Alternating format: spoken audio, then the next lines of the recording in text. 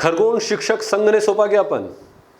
ग्राम टेमला में CM rise school में प्राचार्य पर हुए हमले की गंभीरता को देखते हुए मध्य प्रदेश शिक्षक संघ राज्य शिक्षा संघ ने आक्रोश दर्ज कराया है। जिला पुलिस अधीक्षक कार्यालय और कलेक्टर कार्यालय पहुंचे पदाधिकारी प्रांतीय उपाध्यक्ष रमेश पाटीदार, प्रांत सह संगठन मंत्री हीरालाल तिरोले, जिलाध्यक्ष सुनील भावसार, नरेंद्र चौहान, संतोष पटेल सहित बड़ी संख्या में पहुंचे महिला शिक्षकों ने भी घटना की निंदा करते हुए प्राचार्य पर हमले करने वाले को नामजद शिकायत करते हुए कड़ी कार्रवाई की मांग की है। आज सीएम राइज टेमला विद्यालय के जो प्राचार्य महोदय अशोक सिंह पंवार, उसके ऊपर वहाँ के कुछ भूतपूर्व छात्रों के द्वारा प्राण घातक हमला किया गया।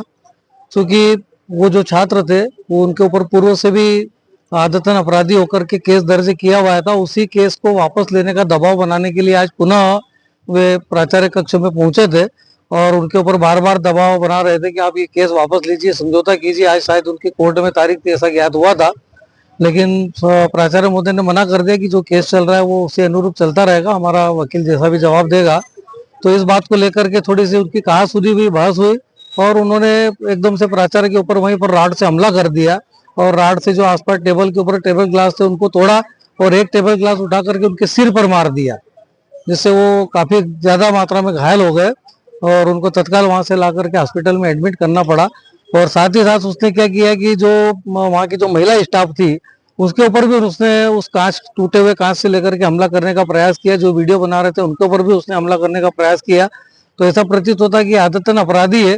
और सीएम राइज विद्यालय टेमला में गांव से कम से कम 1-1.5 किलोमीटर दूर है। हमारी सभी बहनें भी वहां पर शिक्षक के रूप में पदस्थ है, कुछ खरगोन से अप डाउन करती है। तो निश्चित ही समस्त शिक्षकों में एक भय व्याप्त हो चुका है कि ऐसी घटनाएं अगर होती रही तो हमारी सुरक्षा किस प्रकार से होगी। उसी सुरक्षा को मद्देनजर रखते हुए आज हम सभी शिक्षक संघ और राज्य शिक्षक संघ हमारे साथ में होकर के माननीय एसपी साहब को हमने ज्ञापन दिया कि इस प्रकार की घटनाओं की पुनरावृत्ति न हो और जो जिस छात्र ने हमला किया है वो नाबालिग बता करके बार बार छूटने का प्रयास कर रहा है। हमने निवेदन किया एसपी साहब से कि उसका परीक्षण करा करके, चूंकि रिकॉर्ड के अंदर जो तारीख लिखी हुई है उसकी वजह से वो नाबालिग घोषित हो रहा है, लेकिन जब वीडियो सामने आया तो उस पर देख करके प्रतीत हो रहा है कि वो कतई भी नाबालिग नहीं है। इस प्रकार की जो हथकंडे कर रहा है और इस प्रकार से हमला कर रहा है तो एक बालिग और जो बलिष्ठ है उस प्रकार से ही हमला कर सकता है।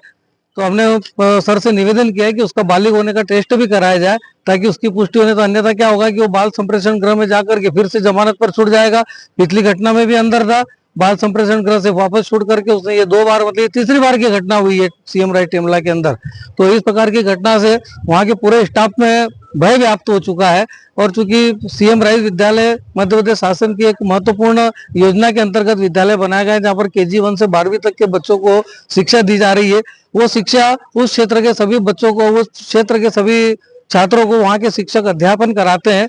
और इतने अच्छे विद्यालय के अंदर पदस्थ होकर के इस प्रकार की जब घटनाक्रम विद्यालय में होती है तो निश्चित ही शिक्षक भयभीत होता है, क्योंकि शिक्षक को तो शासन ने कोई अधिकार दिया नहीं है। लेकिन इस प्रकार की जब घटनाएं होती है, एसपी साहब ने कहा है कि हम उसका बोन टेस्ट करवाएंगे और मतलब उसको सख्त से सख्त उसके ऊपर धाराएं लगा करके और उसके खिलाफ सख्त एक्शन लिया जाएगा, ऐसा उन्होंने सर ने आश्वासन दिया है। Bureau report, DGNA news, Khargone.